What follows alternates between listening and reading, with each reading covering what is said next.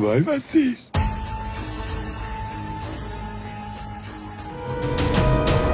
বাংলাদেশের জনপ্রিয় অভিনেতা চঞ্চল চৌধুরীকে গৃহবন্দী করে রাখা হয়েছে বলে দাবি করেছে ভারতের বেশ কয়েকটি গণমাধ্যম। টানা কয়েকদিনের তাদের এক্সক্লুসিভ প্রতিবেদনে এমন তথ্য দাবি করা হয়। ভারতের এমন কেলেঙ্কারি কবে কখন শেষ হবে তা জানতে এখন মরিয়া বাংলাদেশের মানুষ।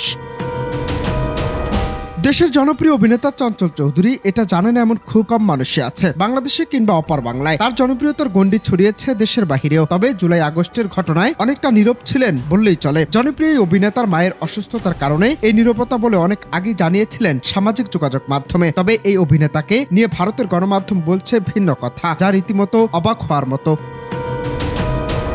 সেখানে একে একে হিন্দুস্তান টাইমস, নিউজ 18 সহ একাধিক ভারতীয় সংবাদ মাধ্যমে চঞ্চলের গৃহবন্দীর খবর প্রচার করা হয়। প্রতিবেদনে বলা হয় 17 দিন আগে ঢাকা থেকে নিউ ইয়র্ক যাচ্ছিলেন চঞ্চল চৌধুরী। দুবাই হয়ে নিউ ইয়র্ক যাওয়ার কথা ছিল তার। পরিকল্পনা মাফিক বিমানে ওঠেন, কিন্তু বিমান ছাড়ার কিছুক্ষণ আগে কয়েকজন বিএনপি নেতা ও সেনা সদস্যরা বিমানে উঠে অভিনেতার কাছে জানতে চান তিনিও কি দেশ ছেড়ে পালাচ্ছেন কিনা। জবাবে চঞ্চল জানিয়েছিলেন তিনি কাজের জন্য নিউ ইয়র্ক যাচ্ছেন। এরপরই বিমান থেকে নামানো হয় অভিনেতাকে।